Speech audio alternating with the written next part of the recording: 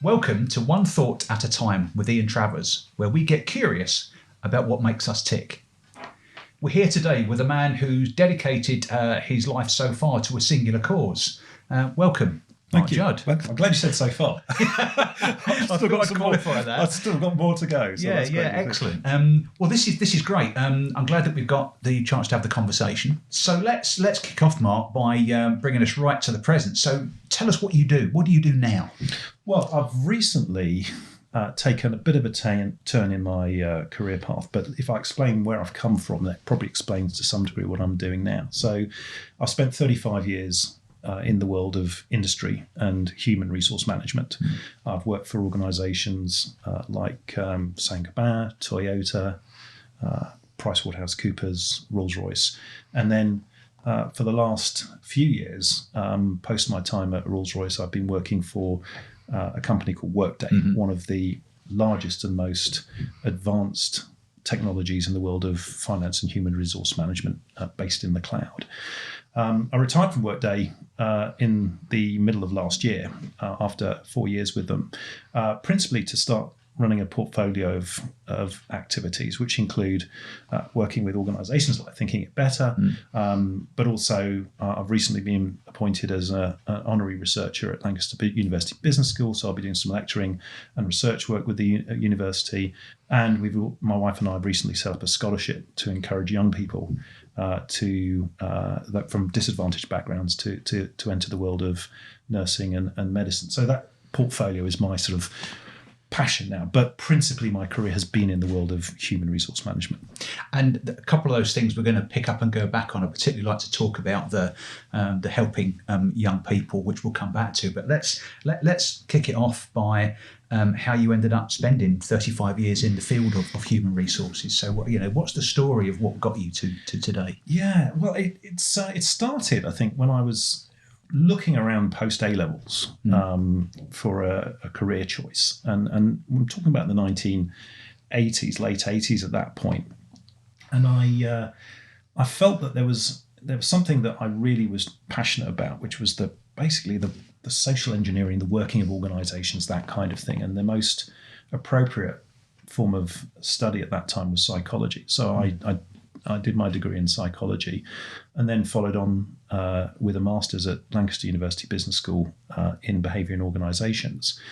That then led to my first position working in the steel industry in the traditional world of personnel. And from there, I kind of gravitated towards personnel, human resources, human capital. Every organisation has its own nomenclature for that, but it also has changed a lot in the nature of what it's being.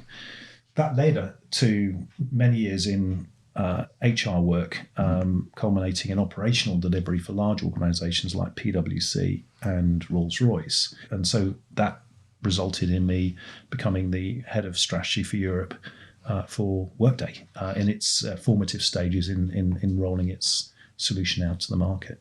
It's interesting, isn't it?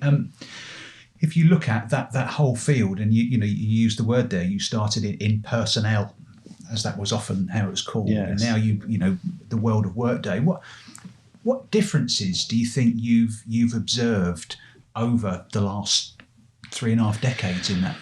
Yeah, well, that sounds like a while actually. When you say 3.5 decades, it is. I mean, I think I recently actually one of my friends from university asked for a bit of coaching advice, and I actually put him in touch with another friend who was somebody I met in the first year of work. And I said to them, the annoying thing is, guys, that collectively I've known you both for 70 years, and that's starting to show the age. But I feel young in mind. But to answer your question, I think the answer is that the differences are enormous, but there are certain things that have remained constant throughout that time. But if I focus on the differences to start with, I look back at those early stages. The terminology used then were, as you mentioned, personnel, but even when you dived under that layer, it was industrial relations, it was training, it was really payroll, pay, and those kinds of things, which in some semblance still exist in the world of work now, but the onus and the principles behind those have morphed into something much more than they were in those days. They were really a kind of mechanistic process of engaging a business with its workforce, but in many ways really kind of promoting, if you like, the divisions in culture between workforce and employees, particularly in manufacturing where I was operating. I saw that evolution change a lot, particularly I think in the early stages of moving from the steel industry into Toyota, which came to the UK back in the 90s and really set itself up to be a sort of a new model for automotive manufacturing, and that was very formative in many ways. But since then, I think we've seen the world of work change a lot, and that's been something that's been really changed to focus on skills, the sense of belonging, new kind of concepts around performance management. Those kind of things now are becoming the mainstay of many debates that the Office of the CHRO has. Well, I know something that you and I have kicked around on many a car journey in the past as well is the role of people in the workplace as well, and I think, as you know, read around loads of stuff, and if you think right back to, let's go back to Dickensian Victorian, you'll attend work and you'll do as I say, or you'll lose your job. Contrast to today, where I think if workplaces still use that model, you will do as I say. You're lucky to have a job with us. People vote with their feet, don't they? Well, they do, and retention is a major concern. But not only that, I think that very first phrase you used is in itself being challenged. This concept of the workplace. Now, I think it's easy, and I know a lot of conversations are taking place about distributed workforces, the work from home concepts, and so on. Now, clearly, when you're in manufacturing or the service industries, if you're in healthcare, the concept of workplace retains a lot of its similar features. There are differences, but because physically you are tied to a location, and that brings its own features and challenges in itself. But really, the concept of work in the broadest sense has radically changed. The concept of being an employee, whilst there are many things that retain in between the social contract between employer and individual, there's a lot more flexibility and expectation now. Some of it's good, some of it's not so good, not necessarily for the employee. But businesses do need to think very differently now in their engagement, because there's a massive skills shortage generally for the opportunities that will exist in the next few years. And organisations cannot be complacent in assuming that they can always find the capability that they need. They're going to have to work really hard for it, and that means thinking very differently about the cultural aspects of their organisation. This whole space about people, the leadership of people, human resources space, it's a differentiator, isn't it? It is, but I think the great thing is, and this is one of the big differences, is that it used to be that kind of additional add-on that would be agenda item number 6 on the discussion in the boardroom. Now I think it's so central to leadership. It's not really just the auspices of the Office of the CHRO personnel manager as it was in those days. It's a mainstay of any good people leader and CEO. They have to be thinking about the people agenda, because it's what drives success for their business. And I think that also goes further into this concept of employment. People have changed a lot as well. There's a lot more diversity in the market, and I think that kind of staid perspectives of the past have been inhibiting for many businesses. Now, those that are embracing a more broader perspective are taking the opportunity to drive success in their business, because they realise that consumers have changed. Their customers or clients may well have changed, and their expectation now that they as an organisation are reflecting that is very, very important. So if I cast you back now, if I go back 35 years, and think about when you had the interest in the workings of the mind and psychology, and the human resources personnel route was before you. Did you feel there were any pressures to go down that route or not go down that route? What were your motivations at the time for going that way? I think I wouldn't say it was pressure. I think the range of vocations were very different to what's on offer now for young people. And so in many respects, you kind of were channeled into a series of different established functions, engineering, or I mean, it still exists in many respects, of course, today, but engineering, finance, personnel management. There was a sort of checklist. If you did one of those, as maybe you did, and I certainly did in those days, a sort of a careers office vocational test, it came back with a list of things you could be. I think my primary one was to be a hospital administrator, and I as you know, my wife works in the NHS. I'm sure I did a great service to the NHS by not becoming a hospital administrator. They've got much more capable people than me doing that. But it was very specific. So in a sense, not pressure as in from people, but the world of choice was more limited. But actually I was grateful to be following a career path, because that sense of direction and certainty. And the first business I joined was a very established iron pipeline manufacturer.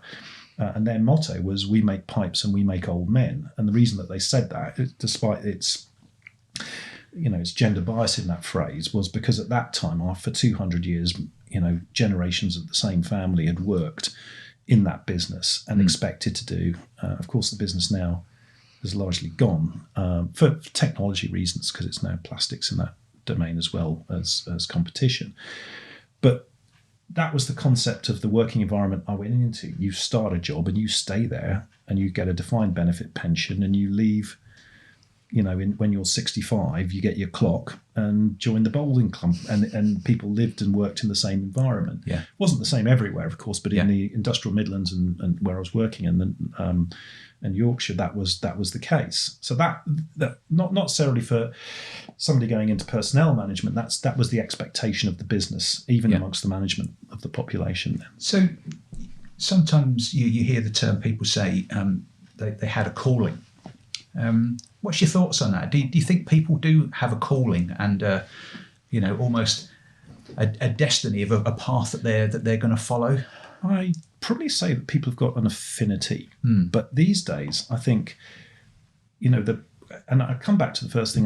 You're right. In my kind of career opportunities, your question about whether I had many choices, I don't think I had a huge array. I think there's a lot more choice now, because the world of work is much more diverse.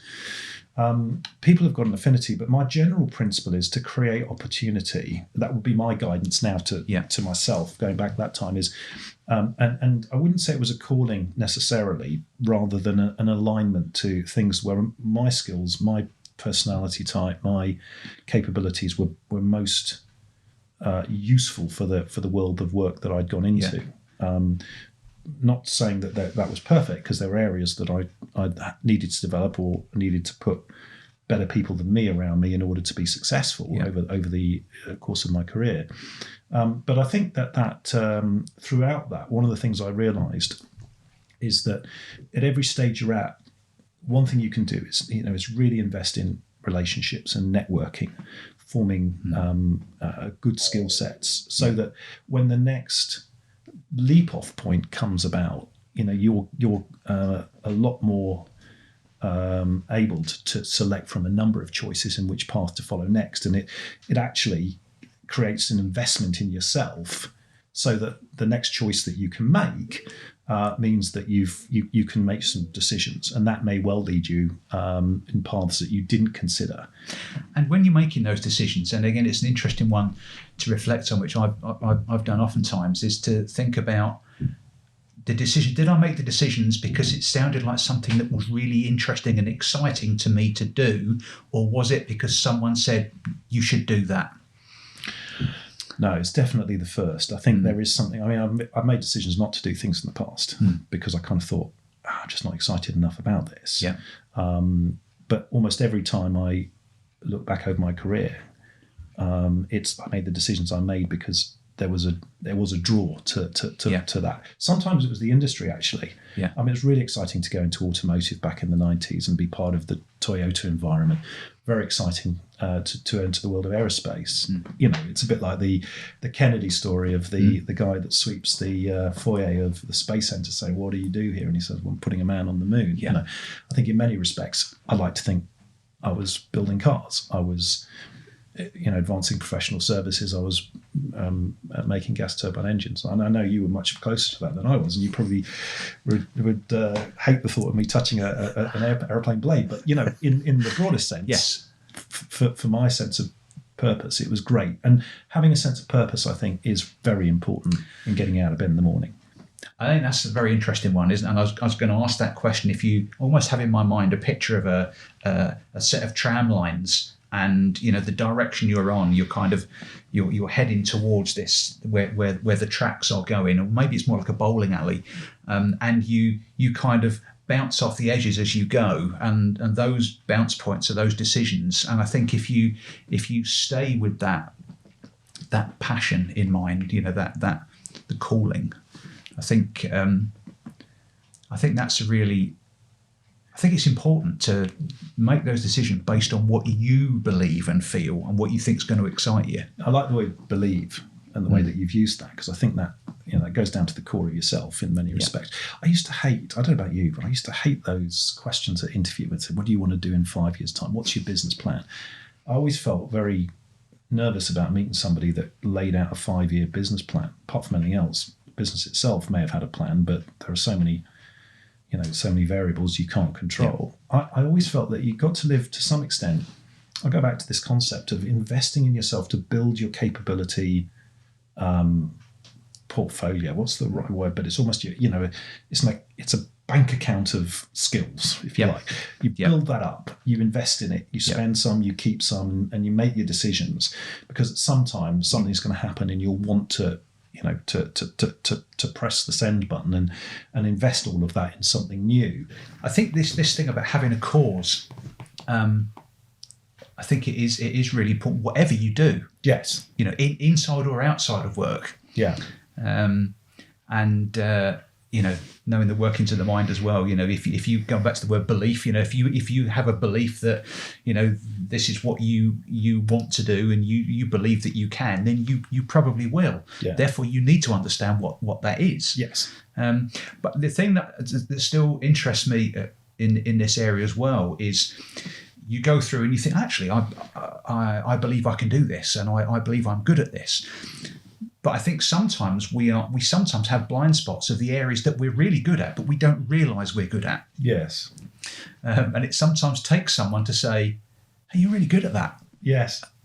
Well, we all like affirmation, don't we? And I think you're right. There are also, I think that's a great quality in some respect. Well, you want to know you're good at something, but not to the point of losing the humility that goes along with that. Yeah. Equally, I think the flip side of that is, you need people to tell you those things where others could do better, or you need to be different. And that's not easy. I'll be the first to admit, I'm not sure I was, throughout my entire career, receiving feedback was something that was ever comfortable. And those people that use the phrase, I'll take it on board, or, I'm always happy to receive constructive feedback. Inside, I don't believe anyone really feels terribly happy about that, even though they may learn from it. Yeah. But I would say that one thing I would say is it's important to draw inspiration from lots of different sources. I've been inspired by, I don't see it necessarily as the person that's more senior than me, although that can be the case. I've seen inspiration from, sometimes people who've got the most modest of ambitions, but they demonstrate certain qualities, and you think, wow, that's just brilliant. And a lot of the young people who are, traditionally haven't been listened to are now the educators, particularly of people like us. Yeah. Because the world of technologies flipped the world of understanding on its head. So I look for inspiration from places that I haven't looked in the past when I was going through my career, because there's more knowledge and more capability in those domains. So we could keep on talking and talking. I think this is. But there's a couple of things that I just want to sort of come back on a little bit, and that is, I guess I'm gonna let's test this one out. So 35 years doing HR. If you were now going to dedicate another 35 years to something different, what might that be? I think. As a vocation, though, with similar to yourself, having been a parent and seen the world of that's coming for our kids, I'd like to do something to protect that world for the generation coming through. Yeah. Not that they need a lot of it, because they're very capable and well-informed generation, but we've still got our role to play, Yeah. I think, to do as much as we can. So, the scholarship I mentioned earlier on is one of those. Tell us a bit more about that. Yeah, so we were inspired by a couple of things, but having had our children go to university, realised that it is quite, even for families that are familiar with university, it's quite a big thing moving from the home environment to the university environment, both financially and emotionally. But we felt that actually, as level the playing field as it may be more than it used to be, it's still not that level, particularly in the world of medicine where my wife works. And we were very keen to provide a scholarship to help people from disadvantaged backgrounds, and also encourage more diversity into the world of nursing and medicine, and in creating more doctors. And so we established a scholarship, and we're now planning to see 5 students, that's 3 nurses and 2 doctors, through medical school every year for the next few years. So that'll increase every year, probably, for the next 5 years, for example, there'll be 25 students in total coming from those backgrounds, and providing them financial and mentoring support. So that's something we're really keen on. And that, for me, is kind of a good thing. It's one of several things we're doing, but it's something we're really keen to do, because we feel that if we're going to take something from the society we've lived in, we should be willing to put something back. This seemed a good way to do it. Brilliant, great stuff. And what we'll do, we'll put some details in the comments below if people want to find any more out about that as well. That's lovely, thank you. Mark, it's been brilliant. I'm sure we'll have many more conversations on our way on travels in the future as well. But for now, thanks really for joining us on this. It's been a real pleasure. Yeah, it's been a real pleasure. And it's such a great thing to be part of Thinking It Better. It's a wonderful group of eclectic thinkers and talented people, and I'm really honoured to be part of this team. Mark, that's been brilliant. Thanks ever so much. Thank you. So this has been One Thought at a Time with Ian Travers. If you want to find out any more about what we've been talking about today, or find out some of the other really interesting conversations we've been having, you can find us in the links below on all the usual places, and including Twitter and Instagram.